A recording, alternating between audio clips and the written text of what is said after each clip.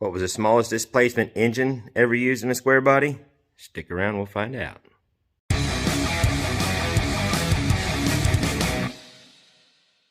Hey, welcome back to Square Body Stuff. I'm just playing around the shop again, trying to get geared up to work on some projects, but today is Motor Monday.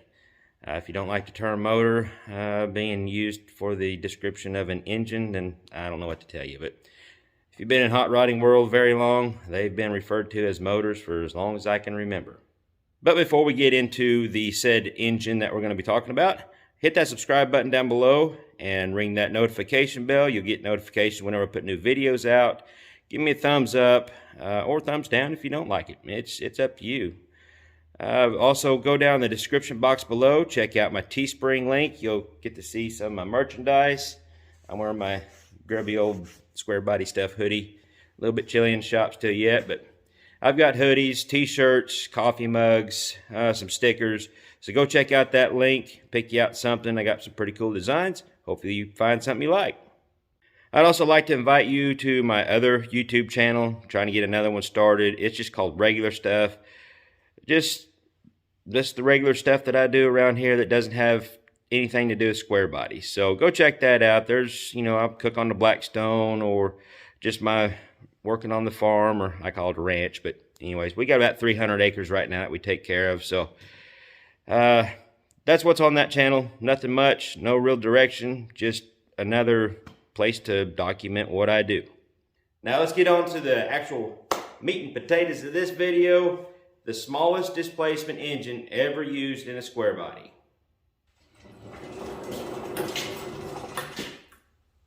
The good old 250 straight six.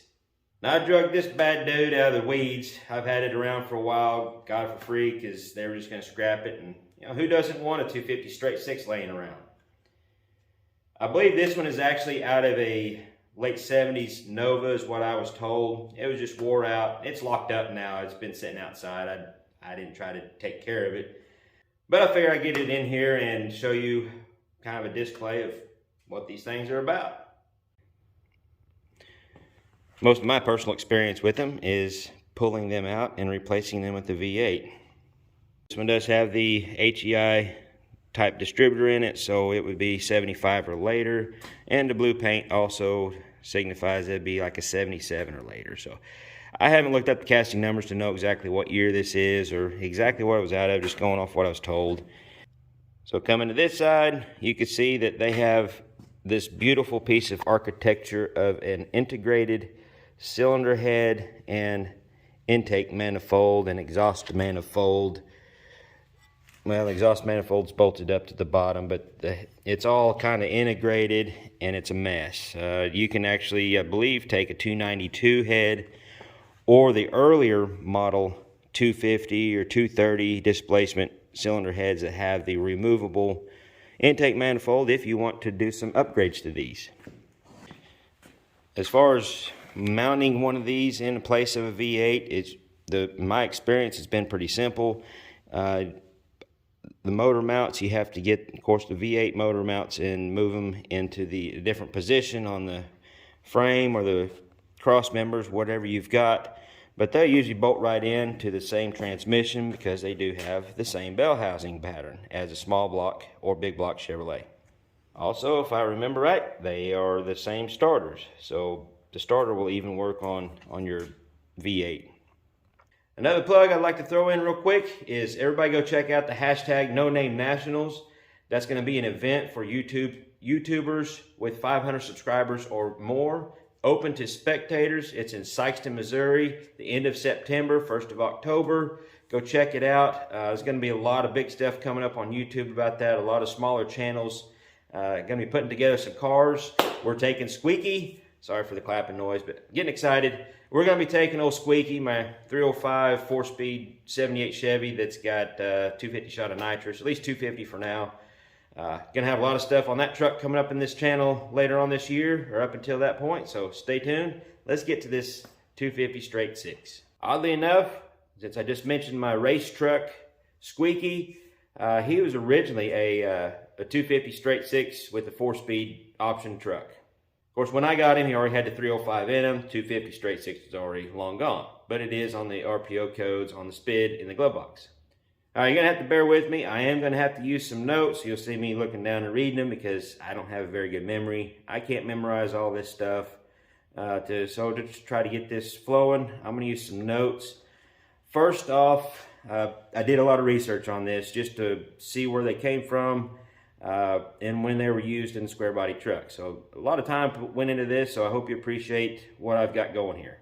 The 250 is considered one of the third generation inline sixes, and the third generation started in 1962 and lasted until 1988. They range from anywhere from 194 to 292 cubic inch displacement. Now the 250 displacement came about in 1966. So basically they used a 230 straight six architecture, made a new crankshaft form with a stroke of 3.530, which upped the displacement to 250.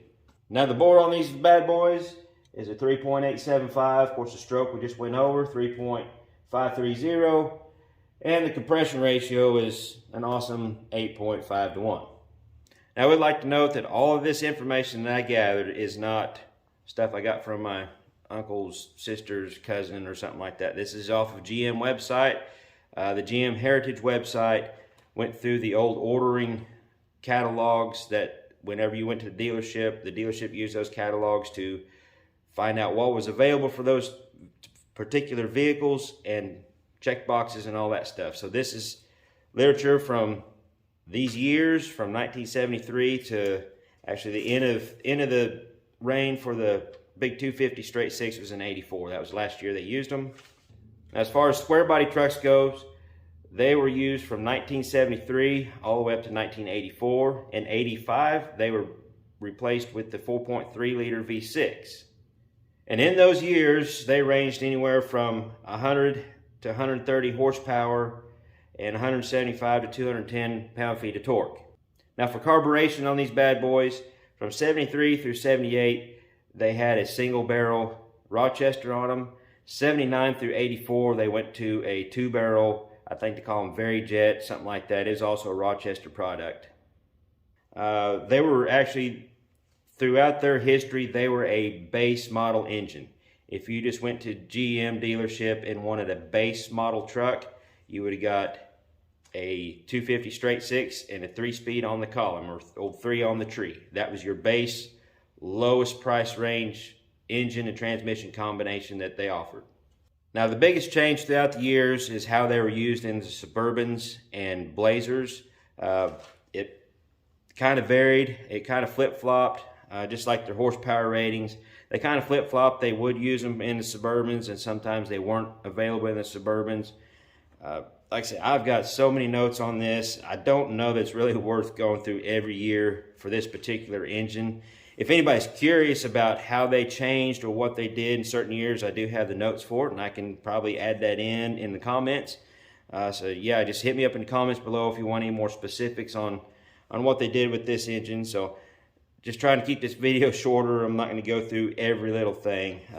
Trying to come up with some of the more interesting stuff, but there really isn't. Like I said, they were the base model engine, the cheapest thing. They didn't add any extra money to your purchase price of your truck or Suburban or Blazer. Yeah, that's going to be the big skinny of it. There's really not a whole lot to say about them. I mean, I did find a lot of this stuff kind of interesting, but I'm not going to bore you with 2 pages worth of facts. So just to recap, 73 through 84. These engines were used in the square body trucks. Now they were used in cars, vans, industrial type equipment. Even past 84, they were used in industrial equipment and marine applications. They were used in bigger trucks, you know, UPS trucks, mail trucks, whatever. So they were used in a little bit of everything, not just the square bodies. So if you have a 250 straight six and you decide, hey, I want to keep this because that's the original engine out of my truck, but I want to hop it up a little bit, is there anything available for these things to get more horsepower out of them?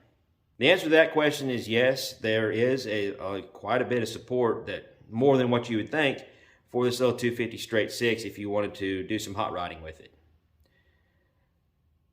They have different cylinder head options, intake options. You can put 4 barrels on them, 2 4-barrels, Strombergs. You know, they have all sorts of different combinations for these things. They've turboed them, they've supercharged them, they've done a little bit of everything with these straight sixes. Go on YouTube or the internet and look them up. It's pretty cool what they've done with these little things, but they're obviously not a V8. They're not going to be, you know, not going to burn the house down as far as with horsepower. I hope you learned something like I did about these little 250 engines. You know, I know they're not the most popular. Most people just junk them like I have throughout the years. But they can be kind of fun. And if you have one that's original, it's kind of cool to keep the original equipment underneath the hood. I'm going to end it off there. That's probably enough information on the 250 straight six. Like I said, if you have any questions about them or comments, hit me up down below or email me or Facebook message me, whatever about, you know, if you want to know more about these, any specifics. Like I said, I've got some notes that I wrote down. I'm going to try to keep those. The next video, I think from this point forward, I'm just going to kind of go up in displacement ranges, starting at the bottom with this 250. Next one will be the 262 4.3 liter V6 that ultimately replaced this thing. I appreciate you guys watching. Stick around. Next Monday, I think I'm just going to go up the ranks in displacement. You know, we started now with the 250 straight six. We'll go up to the next smallest displacement and just go from there. So until next time, whether you've got a big old 250 straight six under your hood or the big 454 big block, y'all keep your square bodies rolling, and we'll catch you later.